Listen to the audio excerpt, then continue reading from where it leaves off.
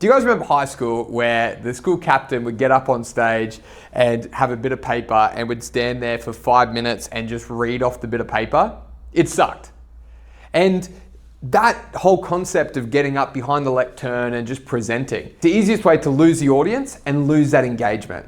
So what I wanted to run through is 3 really simple ways that you can keep that engagement happening with your audience and make sure that they're along for the ride and not drifting away. Number 1 is engagement. Never underestimate how much just eye contact can actually influence someone to listen more deeply to what you have to say. A lot of the times if people are presenting, God forbid, literally looking at the bit of paper, put that away. Make sure that you've got cues and you know what it is that you need to say so you can look around the room and hold eye contact with many different people throughout the room.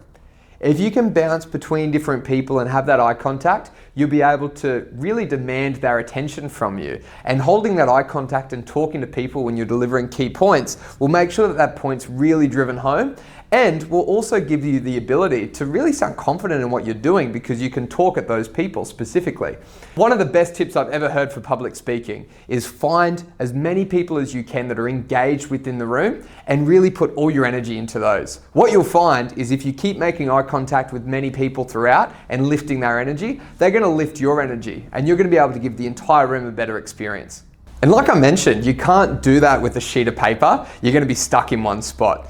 Get rid of that and just have dot points, just have notes. Even better, just have a slide that gives you the cues and gives you the notes that you need so that you can present your presentation and just have the cues. You should know your content well enough that with a cue, you can elaborate without needing notes. The next thing is checking in. What you want to do is you want to constantly check in on the engagement and give the opportunity for you to go back and forth with the audience. Now, let's say you've just driven a really big point home. It's as simple as asking, are you guys getting a lot of value out of this? That simple question, number 1, you're going to be able to gauge the temperature of the audience and how receptive they are to what you're delivering. But number 2, you want to be able to check in for comprehension. Simply asking, does that make sense? Or do you need me to elaborate that in another way? Those questions are you're going to be able to gauge the temperature of the room and make sure that you're lifting it and engaging with everyone.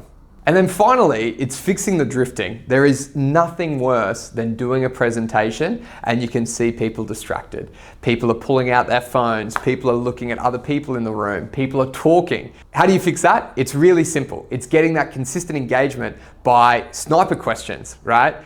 This one is so fun because if you do it right, you're going to have the whole room on edge and everyone will be terrified to look away or not be engaged. Simply asking, if you can pick someone out in the room and go, awesome, what was the biggest takeaway that you got from that just then?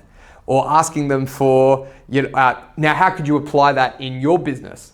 If you're asking these questions, they'll be terrified that they're going to be the next person that's going to get asked one of these questions and they don't want to look like an idiot in front of this room full of people. So just a couple questions anywhere within the speech will make sure that you're demanding that engagement and people will be listening because they don't want to be caught out not listening. Awesome. And now there's even simpler ways to do that as well, and to increase that engagement is to cast votes. So maybe you want to get half the room or you want to get people who have been in a certain situation to raise their hand.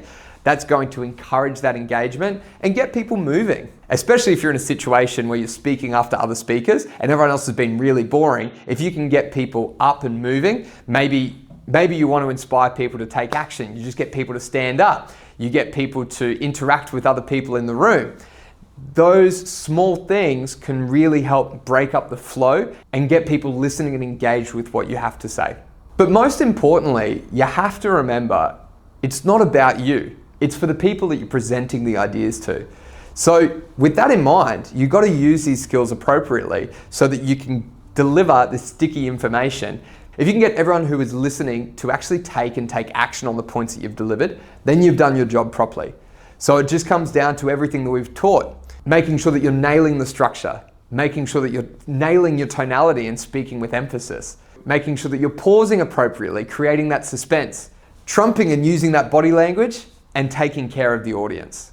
I promise you, if you do just these simple things, not only will you be in the top 20% of public speakers, but people will be raving about you.